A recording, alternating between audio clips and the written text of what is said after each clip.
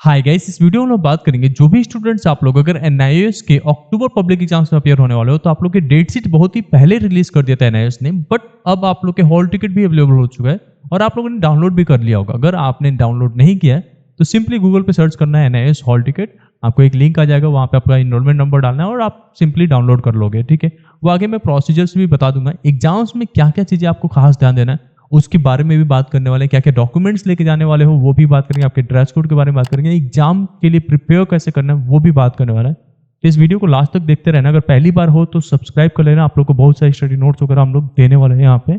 ठीक है, अब देखो आपका एग्जाम्स का हॉल टिकट डाउनलोड करना है, गूगल पे सर्च करोगे इस तरीके का एक पेज खुल जाएगा, इसमें आपका एनरोलमेंट नंबर डालना है, आपका थ्योरी का हॉल टिकट एक यहाँ पे दिखेगा, सबमिट करोगे आपका हॉल टिकट आ जाएगा, उसको पीडीएफ फॉर्मेट में डाउनलोड करना है, देन प्रिंट आउट ले लेना है।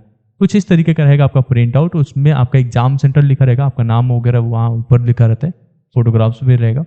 एग्जाम सेंटर पे आपको एक दिन पहले जाके देख लेना होता है या 2 दिन पहले जाके देख लेना होता है कि एक्चुअल एग्जाम सेंटर कहाँ पे है, क्योंकि बहुत सारे स्टूडेंट्स के एग्जाम सेंटर थोड़े दूर चले गए हैं तो आपको अरेंज करने पड़ेंगे। बहुत सारे स्टूडेंट्स के मन चाहा एग्जाम सेंटर मिल गया है तो वो तो बहुत ही अच्छा है।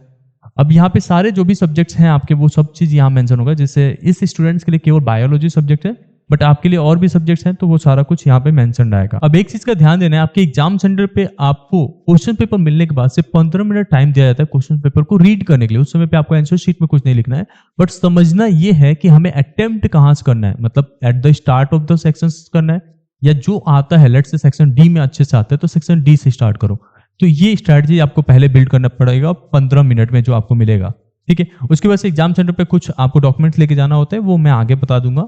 ठीक है, इलेक्ट्रॉनिक डिवाइसेस नहीं लेके जाना है, जैसे फोन, आपका वॉच वगैरह इस तरीके की चीजें, या ईयरफोन, ईयरबड वगैरह, ये सब चीजें नहीं यूज करना है, क्योंकि अगर ऐसे पकड़े जाते हो तो यूएफएम में काउंट कर दिया जाएंगे और फिर आपको डिबार्ट कर दिया जाता है एग्जाम से। ठीक है, आपका थ्योरी का एग्जाम्स हो रहे हैं तो आपको टाइम से पहुंचना है, जो टाइम मेंशन किया गया है 2:30 बजे से पेपर होता है, तो आपको आधे घंटे पहले कैसे भी करके पहुंच जाना है, 1 घंटे पहले, जिससे कि आपको कोई भी वहां पे प्रॉब्लम ना हो। ठीक है, अब हम समझते हैं एग्जाम्स को प्रिपेयर करने के लिए आपको क्या स्ट्रेटेजीज यूज करना पड़ेगा जिससे कि आप अच्छे से इसमें पास हो सको। अगर नहीं पढ़ के जाते हो, एग्जाम्स इजी होने के बाद भी फेल हो जाओगे। इस चीज का खास ध्यान देना है। सबसे पहले समझो कि इसमें जो सिलेबस है वो ज्यादा नहीं है, दिखने में 11th का भी आता है, 12th का भी आता है, बट 12th का आता है तो 12th का कुछ रिमूव भी हो जाता है, उसके हिसाब से प्लान करना है। तो आपको टीएमए वाला जो चैप्टर्स है उसे तो करना ही नहीं है, क्योंकि ये पब्लिक एग्जाम्स है, ये ऑन डिमांड में भी नहीं पूछे जाते, बट पब्लिक एग्जाम्स में तो बिल्कुल ही नहीं पूछे जाते, तो उसके हिसाब से करना है।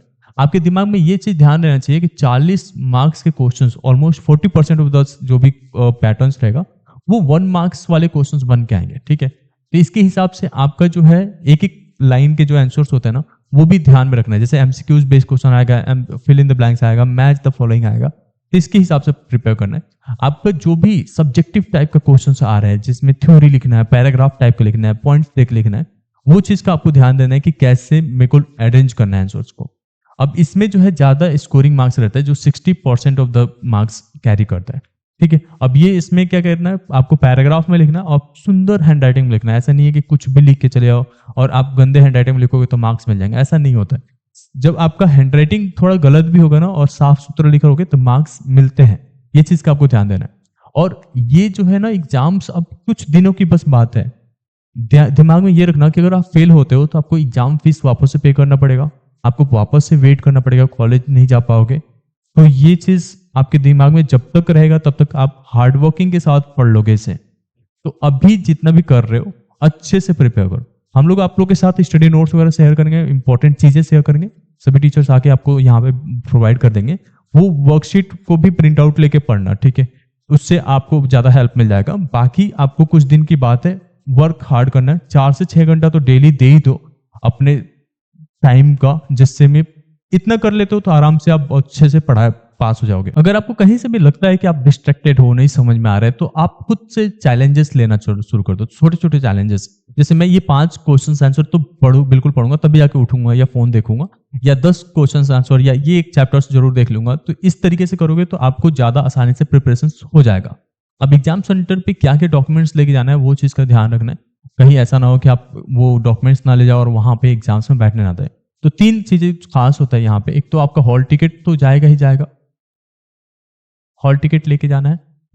उसके साथ साथ एनआईएस की आईडी कार्ड का प्रिंट आउट लेना है। ऐसा जरूरी नहीं है कि आपको इसका वो लेके जाना है, मतलब आईडी कार्ड के तरीके बना लेना है, बट आईडी कार्ड के तरीके बनवा ले तो ज़्यादा अच्छा है, अदरवाइज इसको एटलीस्ट प्रिंट आउट निकलवा लेना है, कलर प्रिंट आउट, ठीक है, जैसे कि आपका फोटो पहचान हो। उसके साथ साथ आपको ओरिजिनल आधार कार्ड लेके जाना। अगर आपका आधार कार्ड नहीं है तो कोई और गवर्नमेंट आइडेंटिटी प्रूफ होगा आपके पास, वो ले जा सकते हो, पैन कार्ड्स वगैरह जो भी, ठीक है। ये चीज़ का आपको खास ध्यान देना है। उसके बाद से आपका एग्जाम सेंटर पे कुछ एक्टिविटीज ऐसे होंगे जो आप कभी देखे नहीं होंगे, जैसे चीटिंग्स हो रहा होगा एग्जाम सेंटर पे, बट उसमें आपको नहीं आना है। यहाँ पे मास यूएफएम हुआ करते हैं। मास यूएफएम अनफेयर मीन्स कहते हैं हम लोग। तो मास यूएफएम कब होता है, जब जैसे एग्जाम सेंटर पे टीचर्स लीनेंट हो गए, सारे बच्चे एक दूसरे से चीटिंग करना शुरू कर दिए, तो वो सारा पेपर ही तो एक जैसे लिख रहे हैं ना, तो उस केसेस में क्या होता है, पूरा सेंटर को ही यूएफएम दे दिए जाते हैं।